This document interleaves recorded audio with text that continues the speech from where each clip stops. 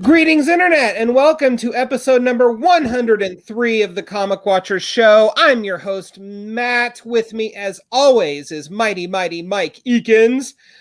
Nicholas Osborne is taking a sick day today, buddy. We hope you get to feeling better. It's not the Rona. I have it on good authority, but nonetheless, Nick, take a sick day. It's cool. We will survive without you. We have got a very special guest with us this week. Author extraordinaire Justin Jordan is with us. Woo, Justin Jordan! Yeah, I actually destroyed Nick and took his beard power from my own, Highlander style. That's why he can't be here tonight. There can only be one. He's in a weekend desiccated state somewhere in East Texas. The beard was life. Now it is mine. Oh man, you might know Jordan from having authored many comics: Luther Strode, Green Lantern, New Guardians, Monsters Unleashed for Marvel, all kinds of goodness. But he's got a webtoon called Urban Animal with artist John Amore, and it is fixing to start begin a Kickstarter for the first collected edition. So Justin, welcome. Hey, thanks for having me. Absolutely. And I do want to go on record and say that Justin is the first comics pro to actually reach out to us for one whatever reason. So we must be doing something right. We've peaked. This is the last show.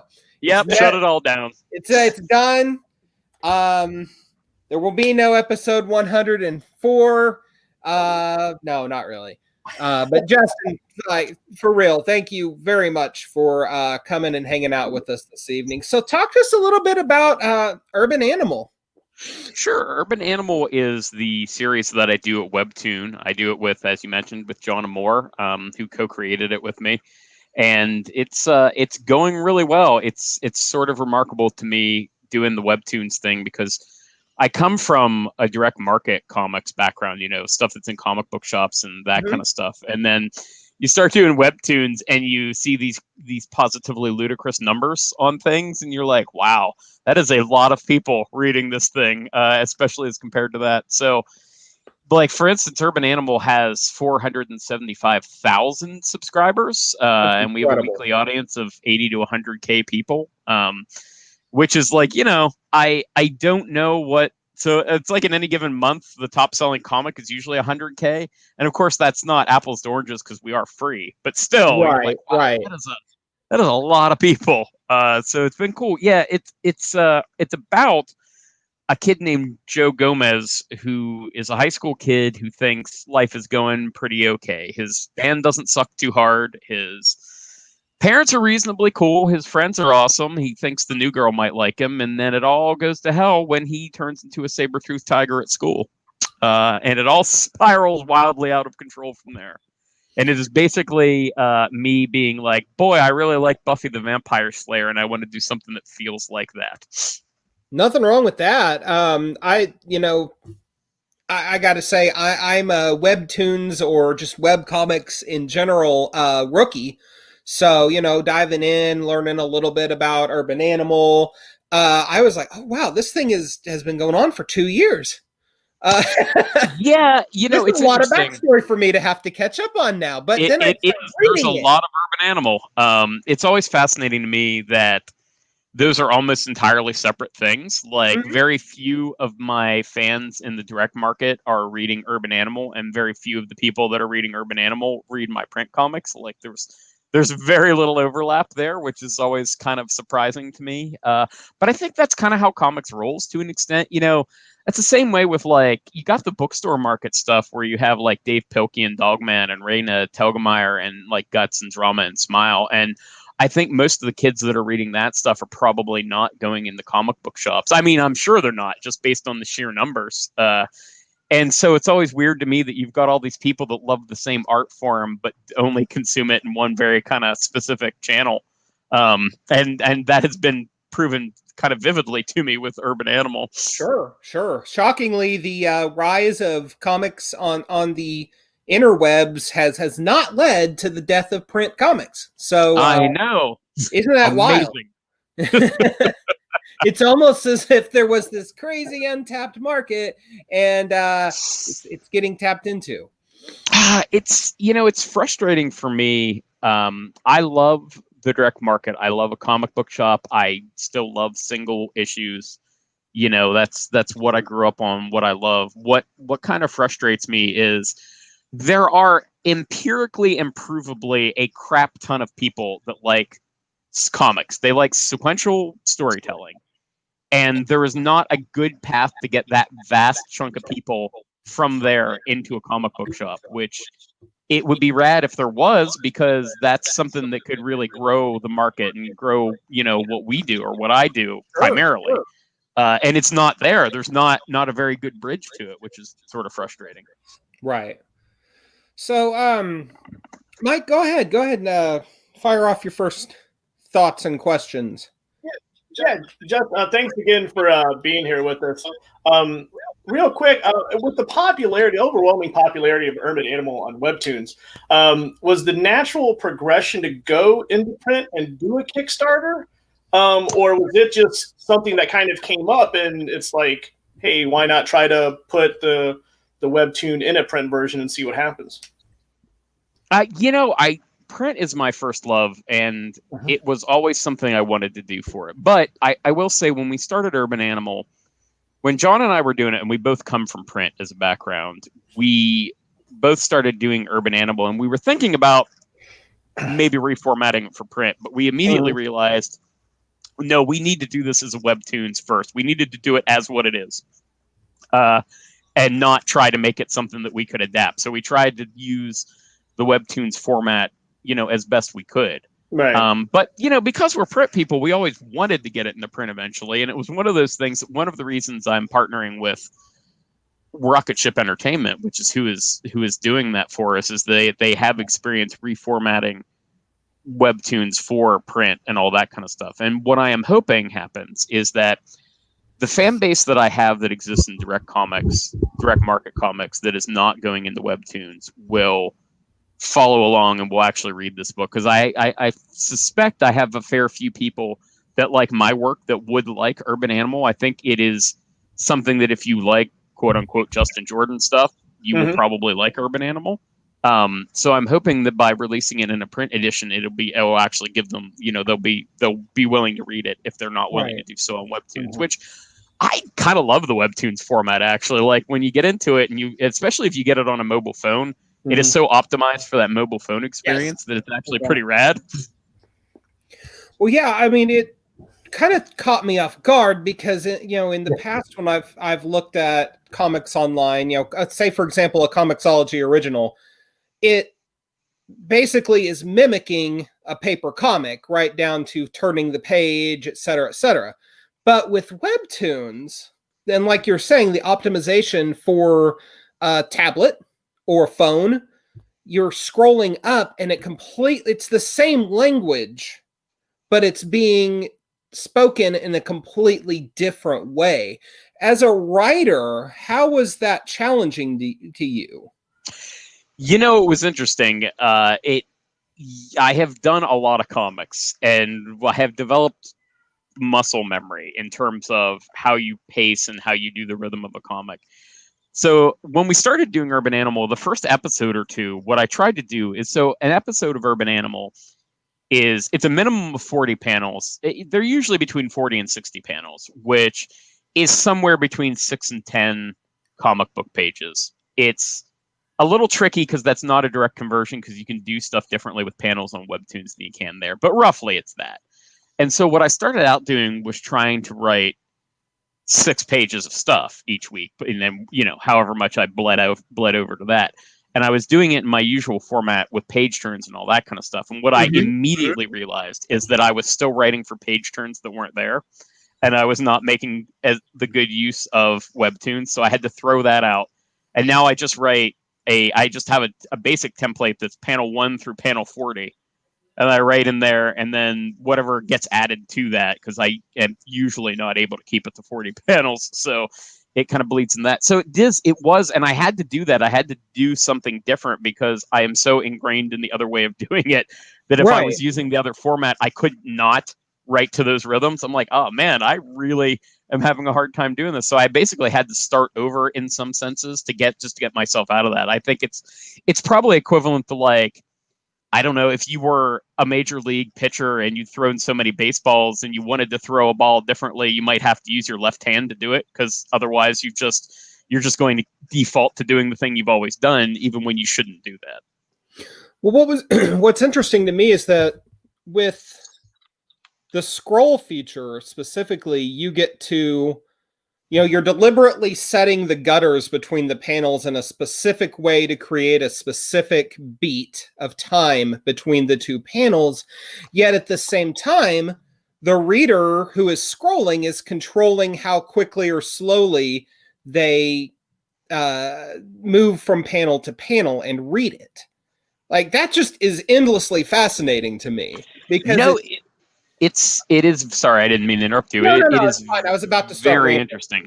No, it is fascinating for me as well. It is one of the benefits of the Webtoons format is that it does allow you to manipulate pace in a way that doesn't with comics, and it also allows you to do things that don't really work well in comics. So with comics in print, you're only ever getting the page turn in terms of surprises and that kind of stuff. Right. Whereas on a Webtoon, it's basically from panel to panel, if you want it to be.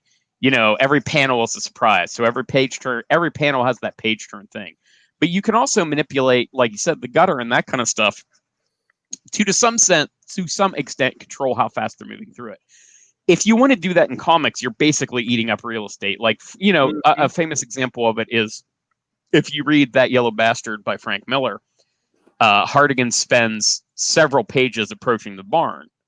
And it's just him approaching the barn. Yes. And that's because Miller is manipulating the pace, right? And that's the only way you can do that in print.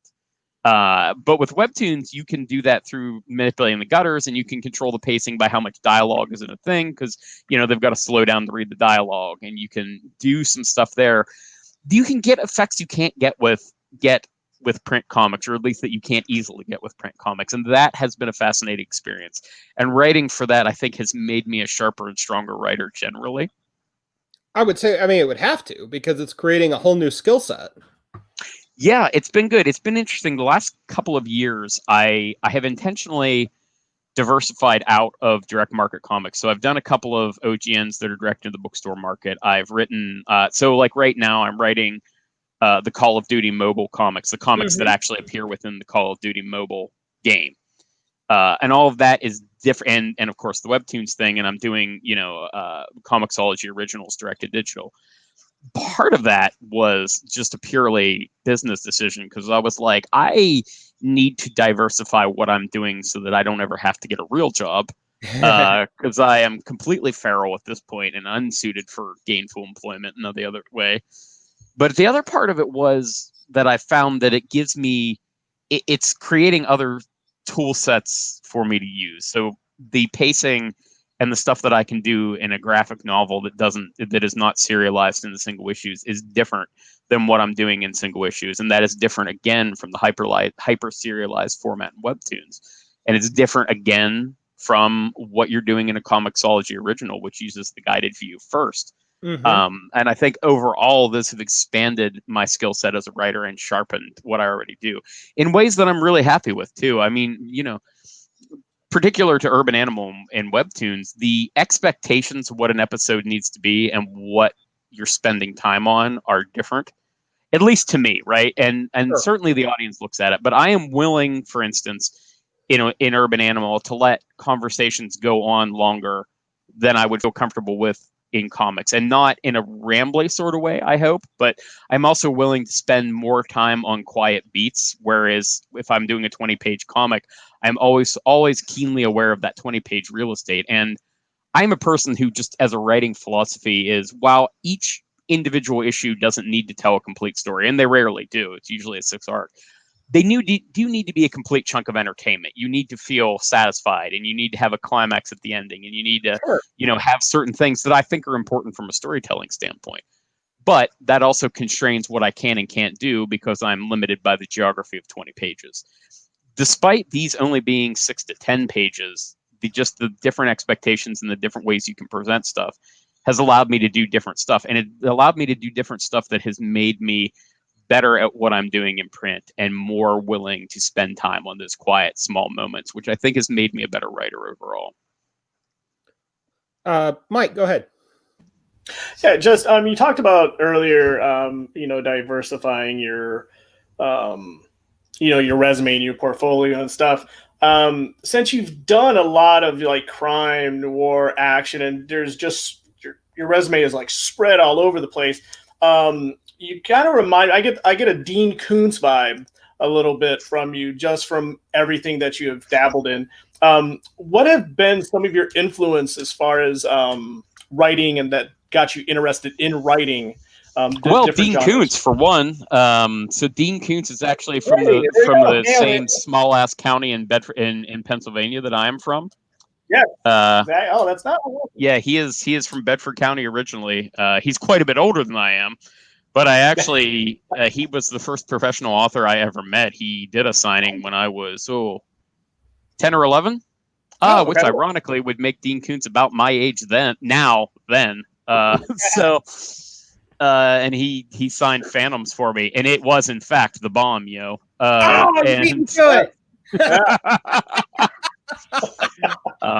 But yeah, but honestly, like Koontz's stuff really resonated with me as a kid. I was reading it when I was really young, and I was actually reading stuff that I didn't know was Dean Koontz at the time. He did one of the last books I think he did before he just went with being Dean R. Koontz all the time was a book called Shadow Fires that he wrote under Lee Nichols was his pseudonym for that. And I really, really dug that book when I was a kid and didn't realize it was Koontz. And then I moved into Watchers and Phantoms and Strangers and that kind of stuff. And that resonated with me because I think Dean Koontz and I have sort of similar ways of thinking about story and that sort of stuff. We've diverged a bit as he's gotten older and I've done other stuff, but I can definitely see it in the creative DNA. And, around that same time, I got exposed to, so I really liked things like I love the Wes Craven Swamp Thing movie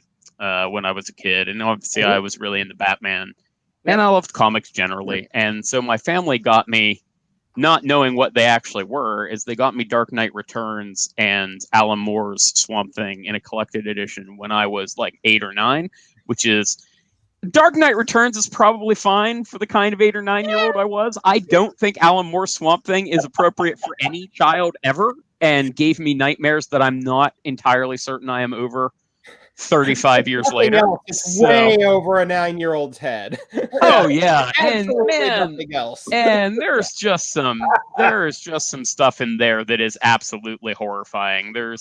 I think it's in that one where they have like Matthew Cable when he turns into a raven, but he's like a human and he pukes all his guts up until he turns into a raven. And there's Jason Woodrue, the Floronic Man, screwing up a town with the power of the green. Just stuff that's just like, bah.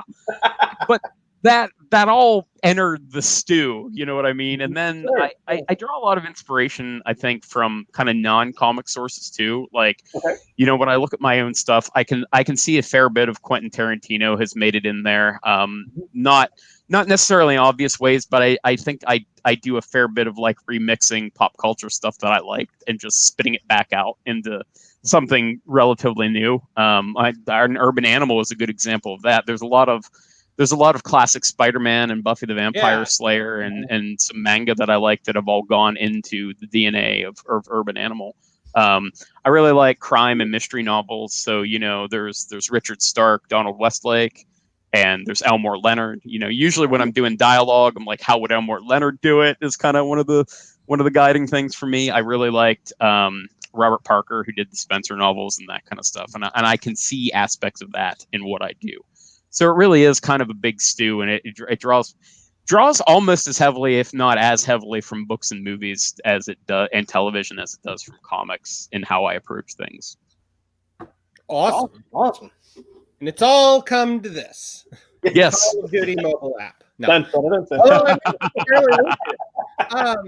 Those Call of Duty mobile comics are actually fun to write, so I got no complaint. Actually, yeah. Like, how in the world did you get involved with that? So I'll tell you, it's one of those things where when you look at it, it is weird how a career builds. It's especially funny for me because I am doing the Call of Duty mobile comics that are in the app, and I'm also doing Summoner's War Legacy for Skybound, which is a adaptation. Kind of. Adaptation is maybe not the right word, but it is based on Summoner's War, which is another mobile game. None of these I play. I have never played any mobile game ever. And I keep getting jobs writing comic stuff based on it. So specifically for Call of Duty Mobile, what happened was several years ago, they approached me to write Call of Duty zombie comics. And I got those because I had done Spread at Image. And so I'd done those, and Activision liked them. So when Activision needed somebody to do Call of Duty mobile games, they just reached out to me and be like, "Hey, do you want to write these comics for in our games?" And it seemed like a fun gig that paid well, so I went for it. And it has actually proved to be pretty fun. I just sent in a script for a new one today, so it's cool. Awesome. So, Mike, go ahead. Just with the different genres that you write, especially doing the mobile games, do you find it, tasking, just kind of like stopping from, say, like writing, Dead Body Road to now you're doing like mobile games? Do you find yourself kind of switching almost your tactics and how you set up the outlines and the concept of them, just with everything kind of like just your different ways of doing things? Nah, for the most part, it's pretty similar. There are differences that come down to the format of things. So much like Webtoons, so those Call of Duty mobile comics are basically being presented a panel at a time. So they don't have traditional like page turns and that kind of stuff. And that affects how I'm doing things. But in terms of my actual outlining story breaking process, it's all pretty much the same. And I actually like working on a bunch of stuff at once. It's one of those things. I've got a book, several books actually, and it's comic writers on comic book writing. They're fairly old now. I think they came out originally in the late 90s. There's 2 volumes of it. And there's also one that's comic book artists on comic art. They were published by Titan. I think they're out of print, but you can still get them on Amazon sometimes.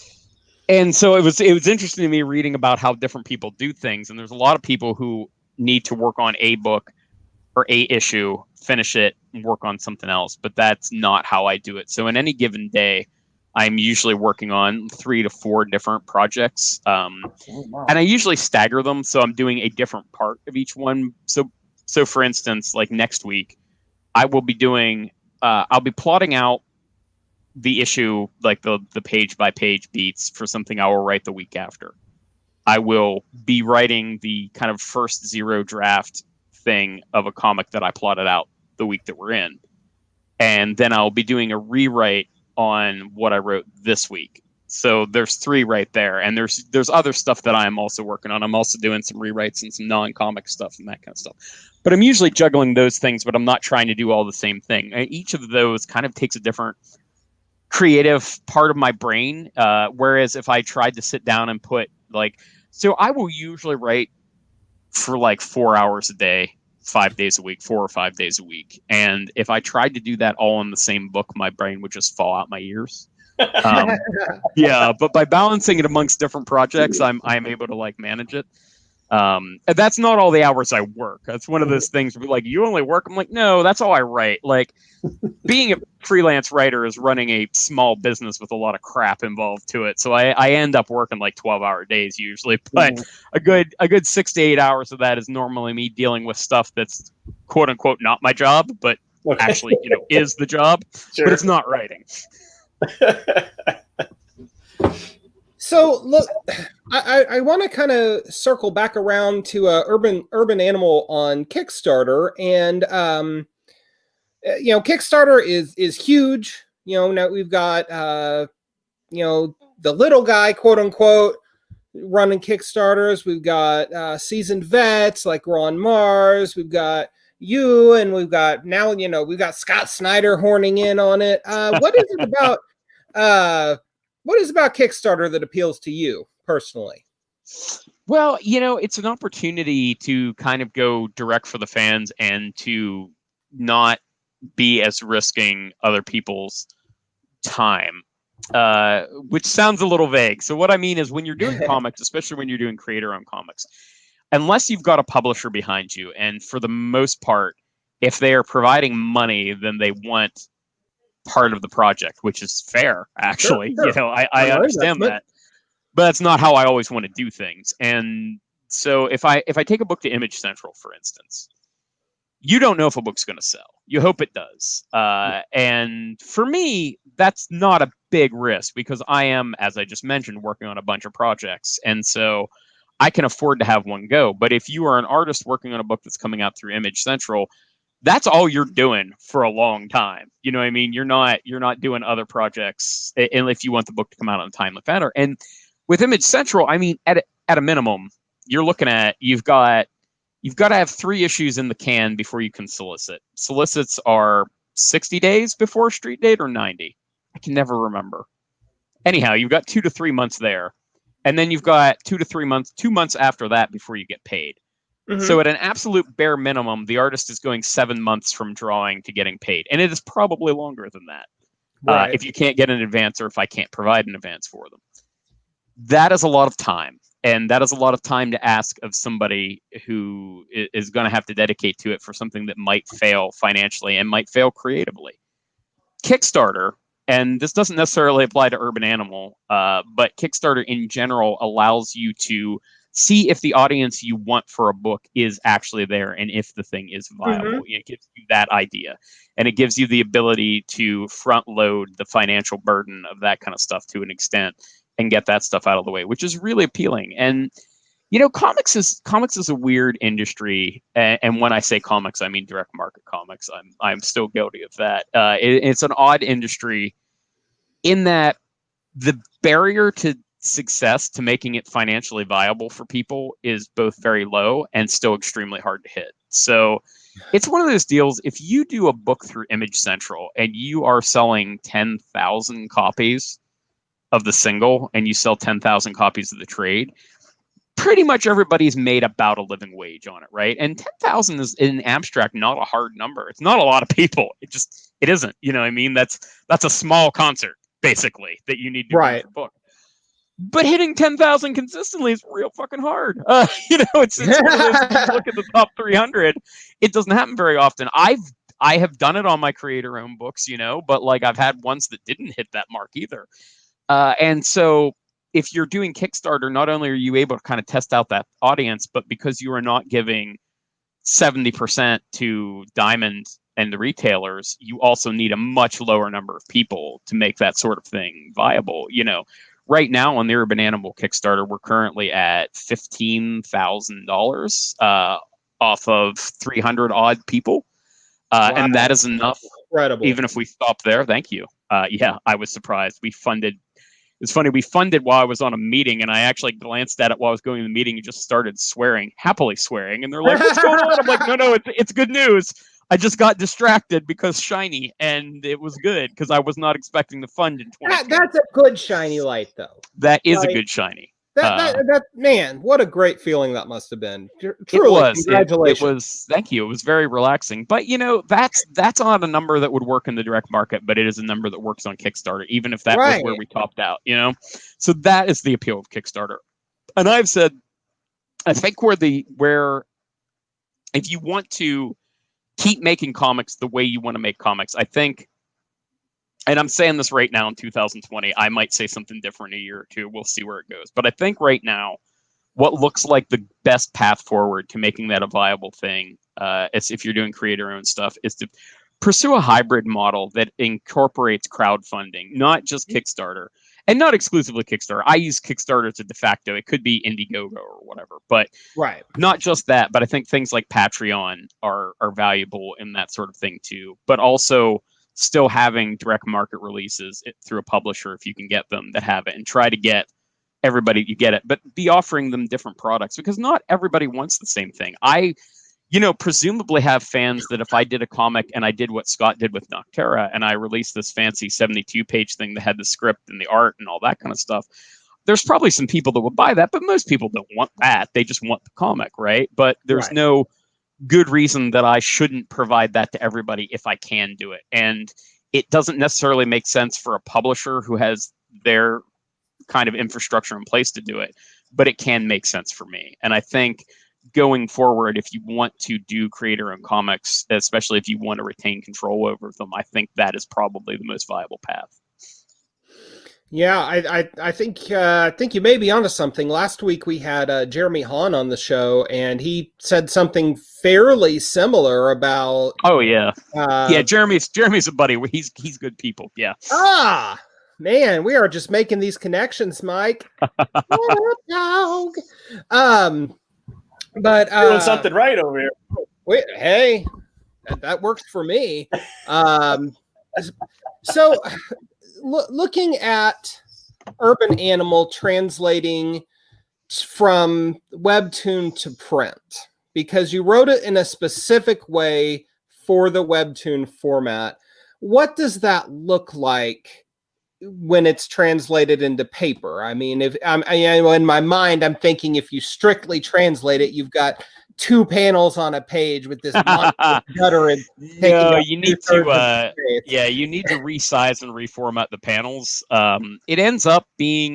They end up actually being kind of dense pages. If you go to the Kickstarter, you can actually see the first 10 pages. And we're looking at trying to think how many. So yeah, I'm looking at a page that has 1, 2, 3, 7 panels on it. And that kind of stuff. And it actually translates fairly well. I was concerned about that. So when they started showing me what it did, it actually worked out really well. And it's not just that's one of the things, like there's an art to it. And that's why I was glad to go with Rocket Ship, because we will be the 9th volume. I think 8 other series that they have done this for. So they have experience with that. So It's not just even rearranging and resizing stuff. It's like layering them on top of each other and that kind of stuff so that it works well on the print page. And, you end up with something that in our case looks, I don't think if you looked at it in the print form, you would be like, what the fuck is this? Like this is clearly something that was made for something else. I think part of that in ours is that John and I are print guys, and I think we bring something of a print sensibility to it. So even though we are doing the Webtoon for Webtoon, we are still got that background of drawing panels a certain way and using art a certain way that I think translates well to print. But it looks great. I was concerned about that. And when they started showing me pages for the proof, I'm like, thanks God, this looks awesome. Sweet. Or you could just get really wild and crazy and put the spine on the top of the trade and make people flip up. That's true, but I am not a horrifying monster. Yeah, just a thought. Oh, I remember there was a couple of comics that did that in the 90s, back in the day, and I was like, this is terrible. Think Marvel did a whole year's worth of annuals around 01 or 02 that did. Yeah, that sounds about right. Yeah, I am pretty sure there was at least one Rob Liefeld comic that rolled that way too. If Rob Liefeld happens to be a buddy, you can tell him to come on this show too. Mike would have a mini stroke. Maybe not a mini stroke. I'd survive. Well, I didn't say you wouldn't, but So before I was doing comics myself, I was trying to break in the comics, but before this, I was doing comic book journalism before Strode, and I did a bunch of stuff for CBR. I had done like 60 odd articles for CBR, but my very first thing, old CBR back when it was cool, was, I shouldn't say things like that. I do want them to help promote me, but I do not read CBR anymore. I'll say it. We don't do clickbait at Watch, so we'll just leave it at that. But the very first thing I wrote for was a place called Ninth Art, and the very first thing I wrote was an article on Rob Liefeld, and I was talking about I'm not a big fan of Rob's art now. I am friendly-ish with Rob. I mean, we're friendly. I just don't know him. But we've interacted positively. Yeah, you drink a beer with him. Yeah, exactly. But 13-year-old me was all about Rob Liefeld, and I maintain that Rob Liefeld is still the perfect artist for 13-year-old boys. Like, that is just, that is not an insult. Like, it's just fucking metal, right? Like, in that you're a 13-year-old with testosterone kind of way. Like, that is Rob Liefeld's ideal audience, and not an insult. Like, that's great. But I'm like, yeah, I get it. I remember what 13-year-old me loved about that. Right. No, I get it. There's a certain testosterone-driven hormonal energy that he brings to the page, and I get it. I do. Yeah. I never would have thought to phrase it that way, but you're 100% right. Oh, that's amazing. Oh, wow. Well, we know which image founder we won't get on the show next. You say that Rob tends to have a pretty good sense of humor about himself, so I don't think he would be too offended. I think Rob has, despite some of his occasional shooting off at the mouth, like I think he's got a ton of knowledge about comics history, making comics. He's got opinions to spare, of course, but I've never heard an interview with him where I was just like, God, that guy sucks, Yeah. So, I actually think he comes across better in interviews than he does when he's just tweeting and stuff. I think tone and all that kind of stuff is pretty helpful. Yeah. Mike, go for it. Yeah, if we could switch gears, talk a little bit about Dead Body Road and the future. We've already seen Orson Gage, and now we're going through Bree Hale. Is there possibly future installments of Dead Body Road? Do you see this as something you're going to continue in the future at some point in time, or are you going to, obviously we don't, spoiler free, or could it possibly end with Bree Hale? It could possibly end with Bree Hale. I would like to do more. I like writing crime, and I like writing the Dead Body Road books in particular. I will tell you that, and I don't know if I should tell you this, but I don't think it's anything that would make Skybound mad, is before we did Reaver, we were actually definitely intending to do Dead Body Road 3, and Reaver actually displaced that. But I actually wrote all 6 issues of Dead Body Road 3. So I know what it hypothetically absolutely could be. Whether or not Skybound wants to do that still, or would want to do that story still, is sort of up in the air. I hope they do. I would still like to do it. But it turned out well. I liked those scripts. And I really like doing Dead Body Road. I think Dead Body Road Bad Blood is probably one of the best things I've ever written. It's one of the things that is more, I don't know about personal per se, but it's more or less explicitly set where I grew up, and it draws from that, and it turned out really well. It was basically me being like, boy, I really love Justified and Winter's Bone, so let's do that, and I thought it worked.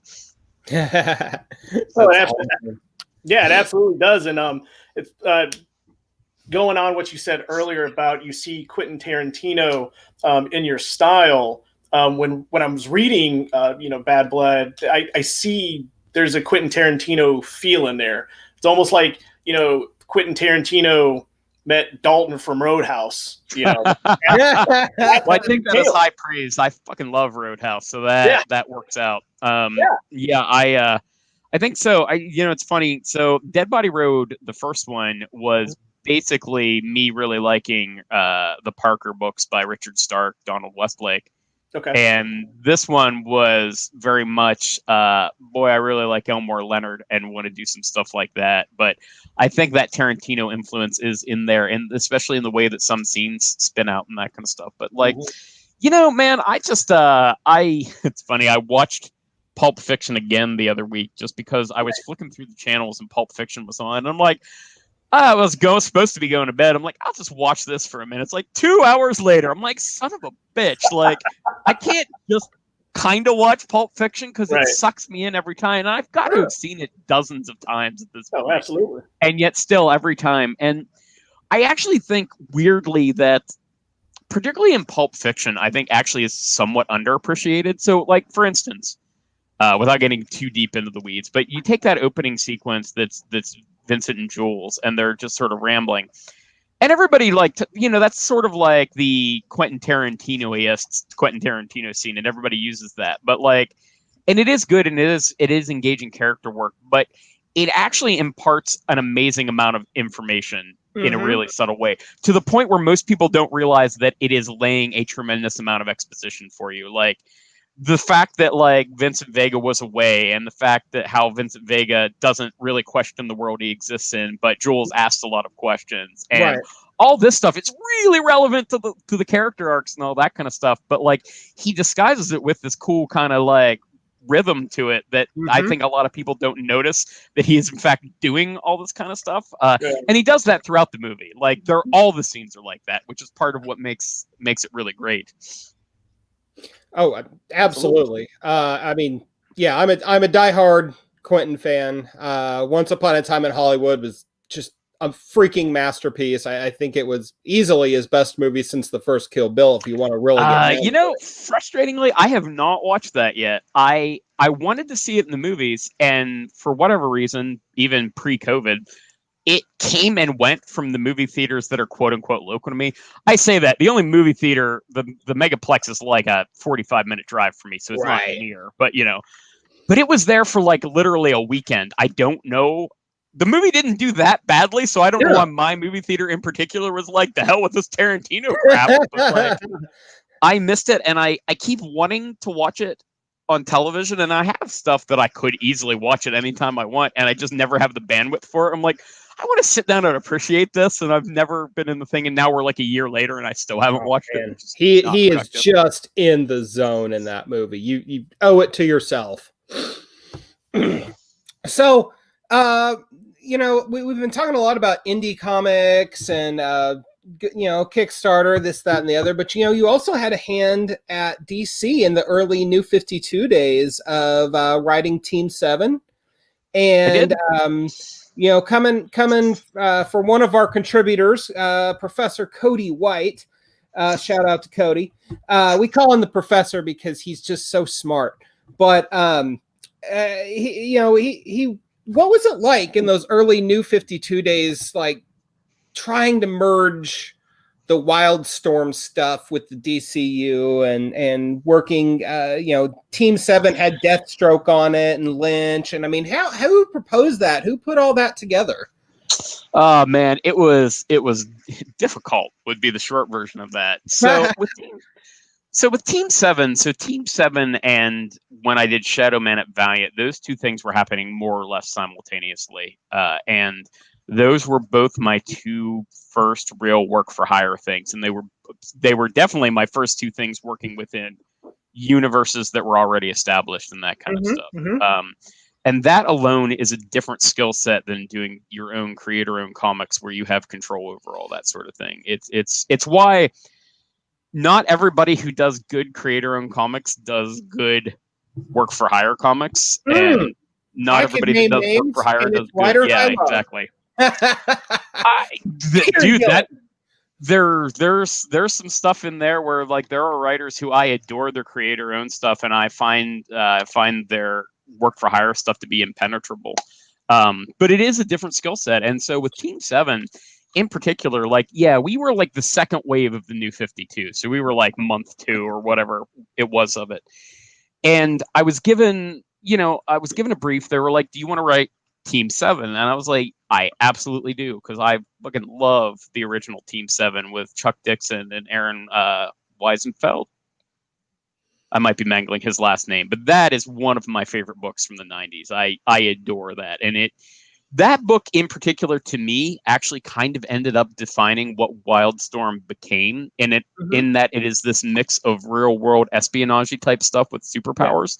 And I think the really good chunks of the Wildstorm universe, Wildcats, when Alan Moore was writing it or Joe Casey was writing it, was drawing from that same well. And that was the part of that universe that I really loved. And, it's when you Grifter and all that kind of stuff.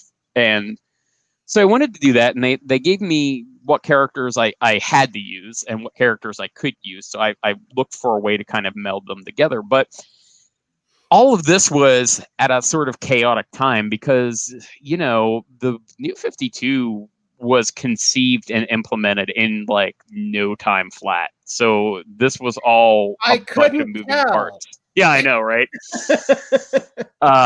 And we, in particular, we were doing a book that was set 5 years in the past while the characters were being rewritten into a new thing. So it was unclear what the 5 years was. And there was stuff that like, there was stuff to me that was elemental stuff that like we just didn't know. Like there was a character in there and I was like, okay, what books has he appeared in? And like nobody knew, and he was appearing in something else that was contradictory to like what we were doing. I'm like, y'all need a database, guys. Like this is stuff you should know. Like this, you know, a crazy person board with the strings well, and the pins. yeah, exactly. And what I've said, and I still think they should do this, and to the best of my knowledge, neither does, is both Marvel and DC should pick some nerd and be like, hey, we're going to send you all our books for free. Your only job is to maintain a wiki of who was where, when, doing what, character-wise. And then just let the writers and creators have access to it. That is all they need to do. It is no cost to them. And I have suggested this to editorial. So Team 7 I was sort of both dealing with all of that, which would be a logistical problem even for me now. But I was also doing it in my first work for hire gig. And those first few work for hire gigs that you often do in comics now, especially, they tend to be you basically learning how to do the job in public. So it's like throwing you out on stage and being like, learn to play guitar in front of this big ass audience. Good luck. You know, it's the equivalent of that. So, you know, it was difficult. And there was just realities that I hadn't come to accept yet. So for instance, Team 7 originally had like a 25 issue plan for it, and there's an arc which we did mostly do in a truncated form in the 9 or 10 issues that we did, but you know, we were doing that kind of stuff, and I was so ambitious, like, haha, we'll get 25 issues, which you mostly won't in comics. That's not a thing that happens real often. Yeah. I've been doing comics professionally for 10 years now, and I have exactly one 25 issue run. It's on spread. So that's how uncommon that is. New Guardians comes close. Urban Animal will actually be longer than that in terms of total content. So yeah, it was difficult. I liked doing it, and I don't think the book turned out badly. It is one of those things I look back and like, yeah, if I were doing it now, I think we could have got a better book. But some of it is stuff that was just sort of outside my control. It's one of those things that, particularly working in that era of DC Comics, you would be plotting something out and just all of a sudden you'd be like, you know, the artist would be midway through drawing something like, no, you need to include this character now for reasons. And you're like, but that's not what we were doing. Like, yeah, too bad. Like, well, it's a paycheck. So, you know, I'll do the best I can. Do my best. So I mean, that's the gig, right? Like you're doing work for hire stuff, and like, you know, you've got two options. Like you either do the best you can, and if you don't think that's good enough, you can quit. And that's kind of it. Like, you know, I ultimately left Superboy when I was writing it because I was having to write. So at that time, and this is similar problem to what happened to Team 7, is Superboy was in his own title, but he was also part of Teen Titans, which was being written by Scott Lobdell. And Scott Lobdell does not plot or plan. Scott Lobdell just does things. And regardless of your personal opinion of Scott Lobdell, like that's not me being snarky. Like that is just how he writes. But that makes it impossible to write against it when two books are simultaneously. Sure. So they brought a thing to me and they're like, well, this is what Scott's doing. And I'm like, I've got literally within 10 minutes came up with a list of 10 questions that I needed answered in order to do that. And there were literally no answers because they just hadn't asked. No one had asked the questions. So I was like, I cannot possibly write a book under these kind of conditions. I've got to walk off this book. And I didn't do it like I'm not writing anymore. I'm like, I'm out with issue 6 or whatever, the 6th issue that I would have read. I'll write this arc and then you guys need to find somebody else if the book continues, because I can't do a quality that is that level. And I'm not a person that I think in that sort of like prima donna shit, but there is a certain level of like, I can't I would rather drive a truck than, you know, be putting out stuff with like this with my name on it. And that was clearly where that was going to go. I think my all-time favorite anecdote for how chaotic things were at the onset of the New 52 era is George Perez walked away angrily from a Superman comic because there was so much interference. Like, George freaking Perez, you know, you just let George Perez do George Perez things and it will sell. It's got that is exactly correct. Yeah. And even George Perez couldn't make it work. We got, and I got to say, like, New 52 gets dogged a lot. It's got its love, but I mean, there was a lot of good stuff that came out of there. There was a lot of good stuff that came out of it. Yeah, and it was an interesting era, and it had a lot of energy, and it worked for getting people interested in what DC was doing and that kind of stuff. Most definitely. And I think even the people in editorial that were there would say we wish we had planned it better and harder before we got to it. Yeah. And I feel bad talking about it because some of those people are personal friends of mine, but there's also some where I'm like, you should not be doing this job. Like, there are 52 titles, and they are all funneling through one or two people, so you can't be trying to write those books from afar yourself. Like, you just can't make a system that works that way. That is beyond the bandwidth of any human. Even leaving aside any issues in like storytelling differences and taste and that kind of stuff. Like, that's. Your job is to staff those books with the right people and let it go. Like, and that's not what was happening at the time, which was frustrating for everyone, I think. Sure. I get it. I mean, I can't imagine it wouldn't be. Especially you, relatively new writer and here's your first, higher profile gig and it kind of crappy circumstances. I wonder, did that make you question your path at all? No, no, it didn't because, it's still better than cutting trees down or, working in a factory, I mean? Like, it's frustrating, but like, you're still getting paid to lie for a living or, to play with superheroes. Like, there are many, many worse things to do. It can be intensely frustrating, but it was never one of those things that sort of made me question it. Like, the other side of that, I think that helps, aside from, I think I've just got a workman-like, craftsman-like mentality to begin with, rather than like an artistic one. And I don't mean that as a knock on things. Mm-hmm. It's just not how I approach the work. But I think the other side of that is that I have always done creator-owned work as well. So it was always had that other thing, Right. If work for hire was all I was doing, maybe it would have hit me harder when the work for hire was a tremendous pain in the ass. But I could always switch over to something where I had full control and could just have fucking fun writing. And that's not the reason I did creator owned stuff, but it is a major benefit of having done it simultaneously at the same time. Well, and I mean, I think that's worked to your benefit for sure.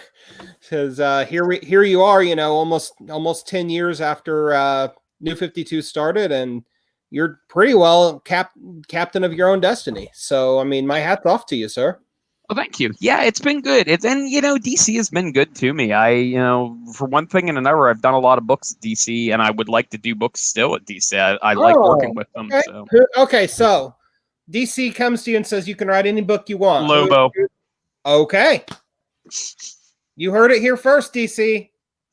There are other answers to that question, but Lobo is the top of the list. And people say quick, without hesitation, that's obviously where your heart is. And well, to the extent where and people think I am kidding when I say this, is that I make a quarterly attempt to get them to let me write Lobo, and have been doing for a few years now. Every 3 months I pitch. We're like, hey, you should let me write Lobo. Here's why. I did Luther Strode. Look at that. Look at Reaver, Death of Love. Like, I'm your Lobo guy. I assure you. Let's do it. So we should get Keith Giffen to sign off on it just to get a little bit. That's what I'm saying. Yeah. It's like, hey, I do know Simon Bisley a little bit, so I could probably get him to sign off on it. So. Beautiful. See, what you do is you recruit Simon to your project, your vision, and then you'd be like, hey, I got the guy. Come on, let's do this. Let's talk. That's what I'm saying. Yeah, it's interesting. 6 months later, we have a brand spanking new Lobo #1 with your name on it. It always is fascinating that they have had a reluctance to do Lobo, basically since they screwed him up in New 52. They've had a reluctance to do Lobo, and it's amazing because what it turns out is, so there are probably more than two, but the two that I know of that a bunch of big artists really want to draw are Lobo and the Creeper. Not necessarily together, but like it would not be hard to find like a big heavy hitter artist who wanted to draw Lobo. And, I think Lobo could be another, I think properly positioned, I think there is enough lingering 90s nostalgia, and he is a funny enough, interesting enough character that he could be another Harley Quinn or Deadpool type character for them. Yeah. And that is IP that seems ripe for it. And while Lobo is appearing in some stuff now, it's always been fascinating that they've seemed reluctant to use Lobo, even if it's not me writing it, although it clearly should be me writing it. I'm sort of amazed that character has been sort of in limbo as long as he has. There's a hilarious moment shortly after Rebirth started. I don't know if you're reading Hal Jordan and the Green Lantern Corps or not, but they were up against. Okay, first of all, freaking Robert Venditti killed it. Yeah, like do yourself a favor. It was awesome. Oh, Rob's great. So yes. But there's a scene where it's like the second arc, I think, where they're going up against, I want to say it's like Brainiac or Brainiac-esque, and with the jars and the stuff in the jars, right? Oh, yeah. And one of the jars has the Goth Lobo in it, and they're breaking the jars and freeing everything, and somebody stops Hal and is like, no, don't break that. We don't want him getting out. Oh, that's great. Yes.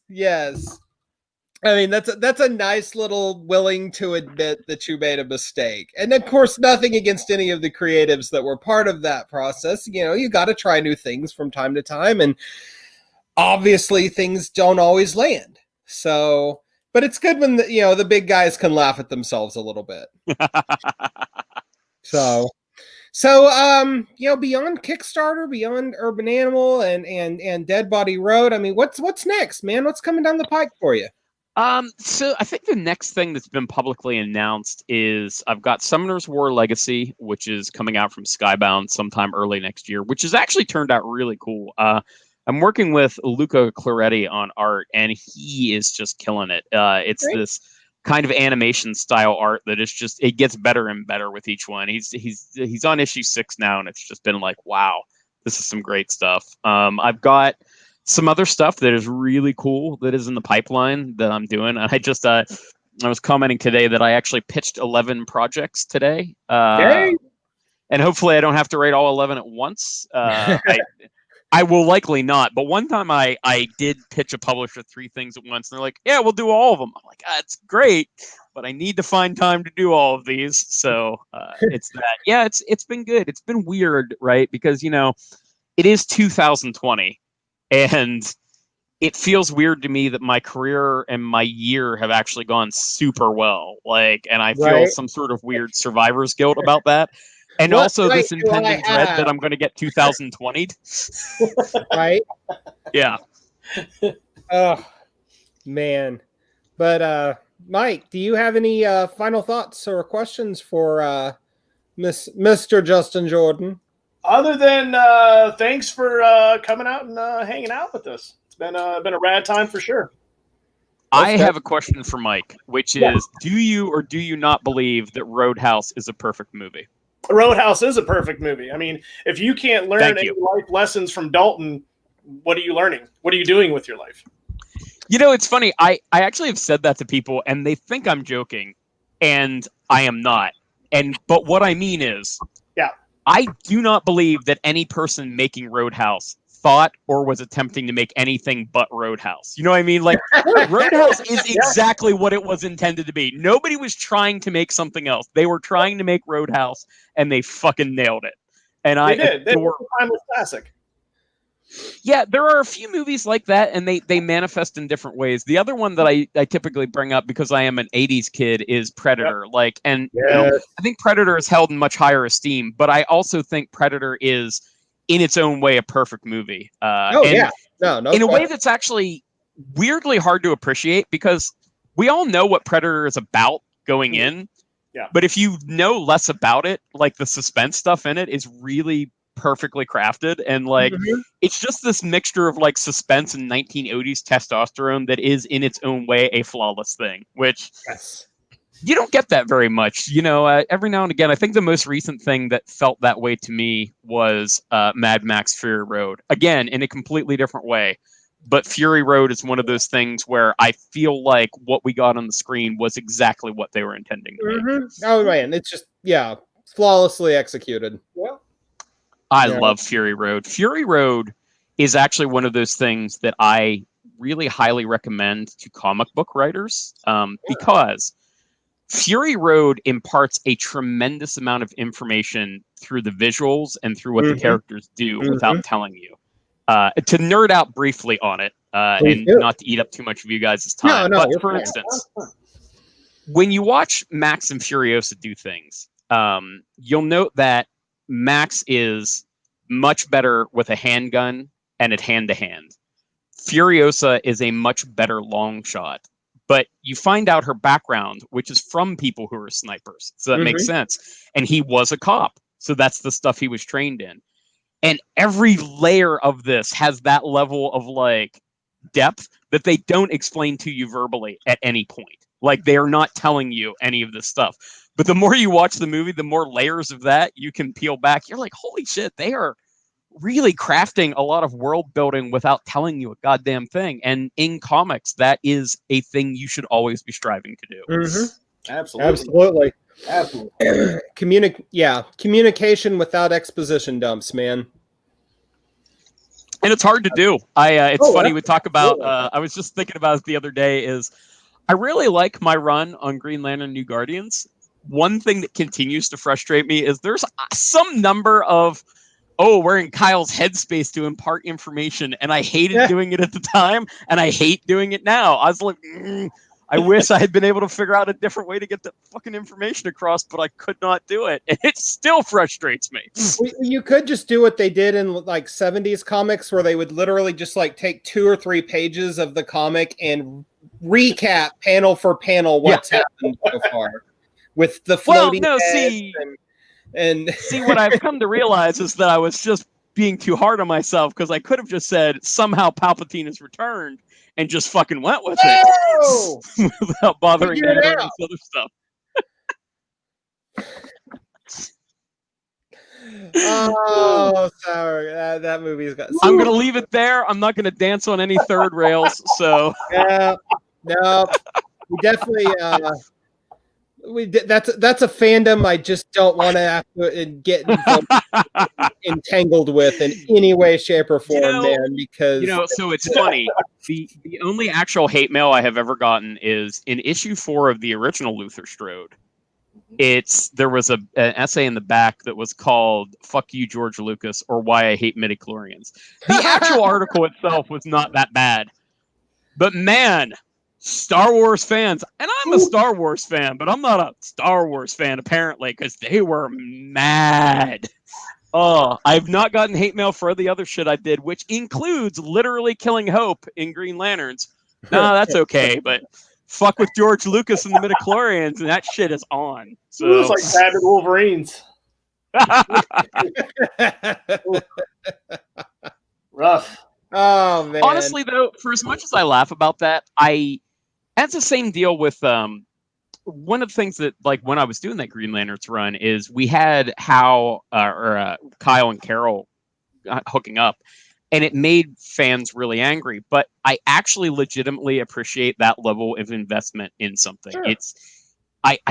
I'm not wired that way, but I appreciate for people for whom that actually matters and inspires that level of emotion. That to me kind of demonstrates that, even though what we are doing is sort of ephemeral entertainment, it does actually have a resonance for some people, and it does matter, at least to them. And I kind of love that. No, and I mean, what better business to be in than comics, if that's your attitude? It's true. Right? I mean, you're living the dream, brother. Well, it's great. I love it. Jordan, for dropping in, hanging out with us for an hour and change. And man, get out there, folks. Check out his Kickstarter for Urban Animal with John Amore. It's awesome. Totally worth contributing to. It's also on webtoons.com. You can check it out all the way from the beginning like I did, and totally worth your time. So with that, again, thank you to our guest, Justin Jordan. And this has been episode number 103 of the Comic Watchers Show. We are part of the comic-watch.com family. Check out our sister shows, Valiant Watch and Mutant Watch. And as always, support your local comic shop. Read comics, read more, and be good to each other.